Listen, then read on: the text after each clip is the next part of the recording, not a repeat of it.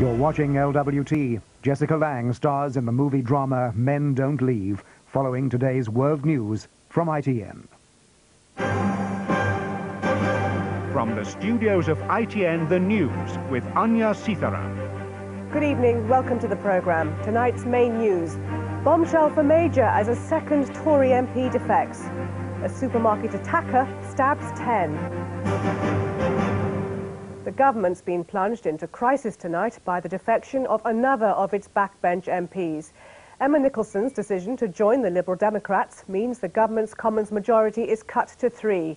With 2 by-elections pending, it could soon be down to 1, making a 1996 general election increasingly likely. The MP for Devon West and Torridge blamed her move on the government's indecision, weak leadership on Europe and neglect of the British people.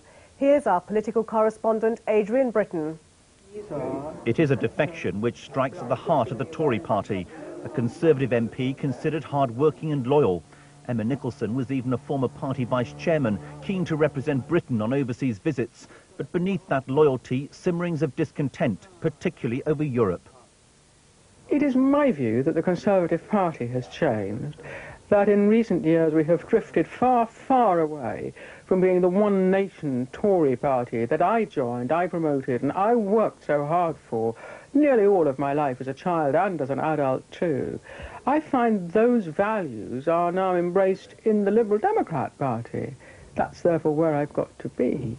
I don't join a party for the sake of a party. I join a party for the values that it conceptualizes and wishes to promote. But as to the defining moment which has made her cross the parliamentary floor, it wasn't Europe, it wasn't party morale. I believe that the final straw for me was actually pregnant women in Holloway Prison, shackled in chains. Before tonight, there was a majority of 7 Conservative MPs, but one, Sir Richard Boddy, is refusing the whip, effectively reducing it to 5. And if the government loses 2 pending by-elections, it'll be cut further to 3. Emma Nicholson's defection tonight means it'll possibly be down to 1 in the new year. I think Emma Nicholson's move is a decisive blow to John Major's government and a demonstration of how crucial will be the role of Liberal Democrats in getting rid of it and replacing it. And so soon after the defection of Tory MP Alan Howarth to Labour, this is a double blow to John Major. John Major and his government are going to continue to carry out the right policies for Britain for the full term of a Conservative government. We're not going to be deflected by Emma Nicholson.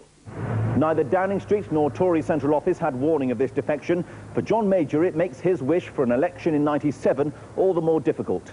Adrian Britton, ITN, Central London. Live now to our political editor, Mike. It's a big boost to the Lib Dems, but how big a blow is it to the Tories? Oh, it's absolutely enormous. It's a really devastating blow. Think of what it does to party morale as they thought that they were just picking themselves up, looking forward to a good year and a run-up to a '97 election. I've talked to a couple of members of the Cabinet tonight. You can hear the dejection in their voices, even though they say, well, we'll carry on with a minority government if we have to. But it really is quite devastating. And, of course, the knives are now well and truly out for Emma Nicholson. One of those Cabinet members I spoke to tonight spoke of unbelievable treachery. How could she possibly do such a thing? The other stories coming out, too, about the way she had actually gone and asked Michael Heseltine what her chances were for a job in government and been told they weren't very good, the suggestion that she was bearing a grudge. Does this increase the chances of an early general election? I think it does. You saw the arithmetic that we set out. And there is this real chance of the government's majority being reduced officially to overall majority of 1.